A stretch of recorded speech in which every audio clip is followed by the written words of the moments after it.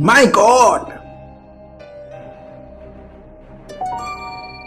अरे ये कबूतर तो चिट्ठी लेके आया है। जाओ दोस्त, सारा आसमान तुम्हारा है।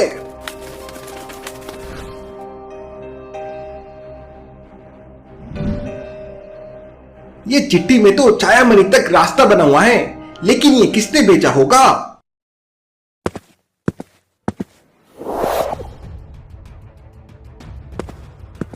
यश अपनी बाइक लेता है और छायामणि ढूंढने के लिए निकल पड़ता है। चिट्ठी में लिखा है कि छायामणि एक प्राचीन गुफा में रखी हुई है और दक्षिण दिशा में मौजूद उस गुफा तक पहुंचने के लिए यश को पहले एक पहाड़ को पार करना होगा। बर्फ की चादर से ढके हुए विशालकाय पहाड़ की कहानियां इतनी खौफनाक है कि कोई वहां जाने की कोशिश नहीं करता है।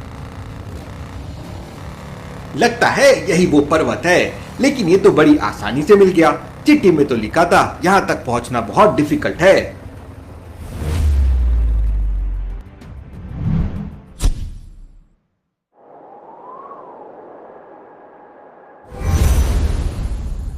प्रिंस, ये तुम हो? मैं तो डर ही गया था। भाई, ये कौन खड़ा है इस सुनसान पहाड़ पे? लेकिन तुम यहाँ पे क्या कर रहे हो?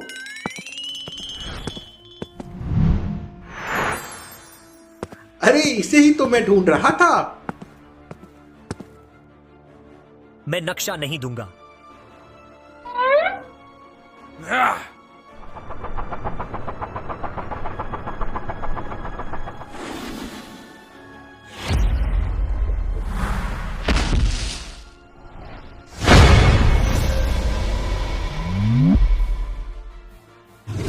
रुको प्रिंस, रुको।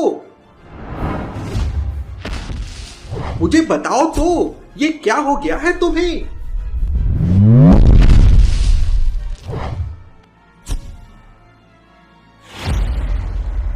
बस बहुत हो गया।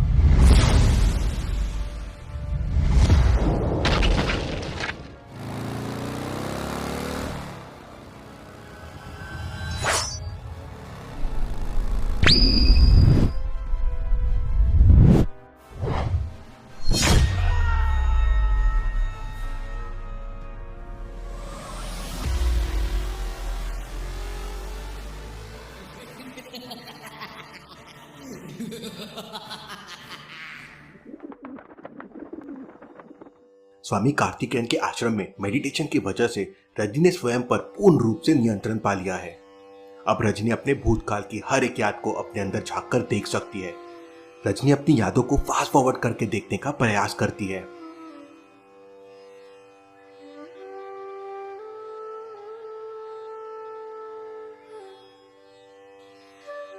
तब उसे अपनी परछाई की एक झलक दिखाई देती है।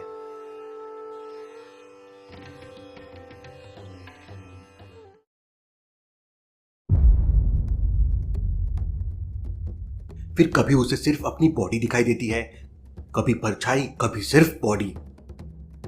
उसका मन नियंत्रण खोने लगता है। रजनी ध्यान केंद्रित करने की कोशिश करती है तो उसे सिर्फ अपनी परछाई दिखती है, उसका शरीर नहीं। उसके दिल की धड़कनें बढ़ने लगती है। रजनी को एक सेल्फ रियलाइजेशन होता है। वह जानती है कि उसके पास कुछ अलौकिक यानी सुपरनैचुरल पावर्स है, पर कौन सी ये वो नहीं जान पाती। रजनी के शरीर से हीट फ्लो होने लगती है। तभी स्वामी कार्तिकेयन आकर रजनी के सिर पे हाथ रखते हैं और रजनी शांत हो जाती है। इन सब घटनाओं का कारण है छायामणि, जो विक्रांत ने रजनी के शरीर में डाल दिया था। इसी छायामणि की वजह से रजनी का शरीर रियल वर्ल्ड में होने के बावजूद यश उसकी परछाई को देख नहीं पाया था। लेकिन क्या शक्तियां है इस छायामणि में, ये बात ना तो रजनी को पता है, ना ही यश को।